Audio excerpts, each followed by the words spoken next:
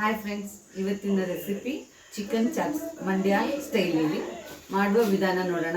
ಈರುಳ್ಳಿ, ತೆಂಗಿನಕಾಯಿ, ಶುಂಠಿ, ಬೆಳ್ಳುಳ್ಳಿ, ಮೆಣಸಿನಕಾಯಿ, ಮೆಣಸು, 2 ಚಕ್ಕೆ, 2 ಲವಂಗ, ಸ್ವಲ್ಪ ಜೀರಿಗೆ, 1 ಟೊಮೊಟೊ, ಕೊತ್ತಂಬರಿ ಸೊಪ್ಪು, ಪುದೀನ ಸೊಪ್ಪು ಇಷ್ಟು. ಇದನ್ನು ಮಿಕ್ಸಿ ಜಾರ್ಗೆ ಹಾಕು.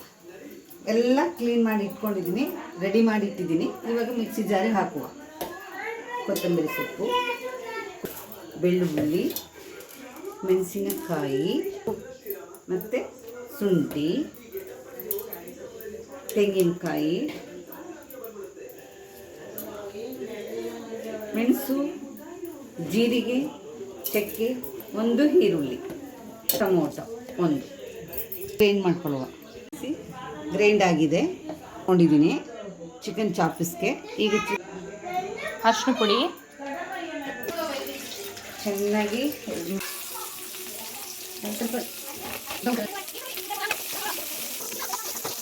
ನಾವೇನು ಚಿಕನ್ ತೊಳೆದಿಟ್ಕೊಂಡಿದ್ದೀವೋ ಅದನ್ನು ಆ್ಯಡ್ ಮಾಡ್ತೀವಿ. ಇದು ಹುರಿಬೇಕು, ನೀರೆಲ್ಲ ತುಂಬೋ ರೀತಿ ಚೆನ್ನಾಗಿ ಹುರಿಬೇಕು. ಚೆನ್ನಾಗಿ ಹುರಿದ್ಮೇಲೆ ಆಮೇಲೆ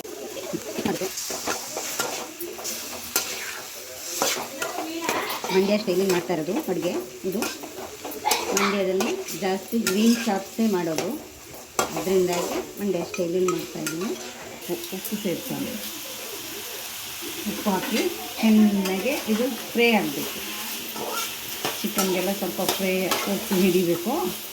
ಅದಾದಮೇಲೆ ನಾವು ಏನು ರುಬ್ಬಿಟ್ಕೊಂಡಿರ್ತೀವೋ ಮಸಾಲ ಅದನ್ನು ಸೇರಿಸ್ಕೋಬೇಕು. ಇದು ಚೆನ್ನಾಗೆ ನೀರೆಲ್ಲ ತುಂಡವರೆಗೂ ಇದನ್ನು ಮಿಕ್ಸ್ ಮಾಡ್ಕೋಬೇಕು. ಈ ಥರ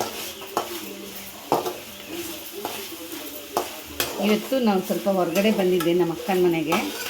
ಅವರು ಚಿಕನ್ ಚಾಪ್ಸ್ ಮಾಡ್ಕೊಡೋಕೆ ಹೇಳಿದ್ರು, ಅದಕ್ಕೋಸ್ಕರ ಅವ್ರಿಗೋಸ್ಕರ ಮಾಡ್ತಾಯಿದ್ವಿ.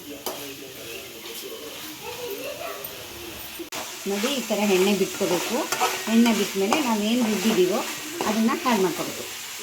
ಆ್ಯಡ್ ಮಾಡ್ಕೊಂಡು ಲೈಟಾಗಿ ಸ್ವಲ್ಪ ಜಾಸ್ತಿ ಹಾಕ್ಬಾರ್ದು. ಚಾಪಿಸ್ಗೆ ಸ್ವಲ್ಪ ಲೈಟಾಗಿ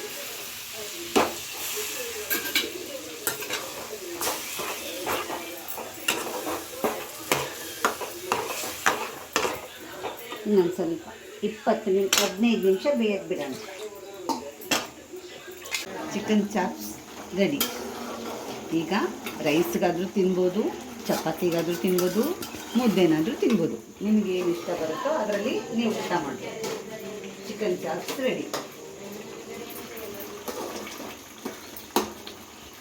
ಈಗ ಆಫ್ ಮಾಡುವ ಸ್ಟವ್.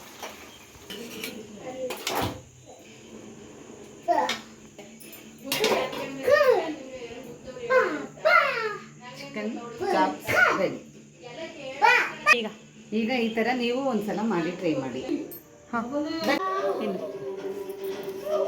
ಟೇಸ್ಟ್ ನೋಡಿ.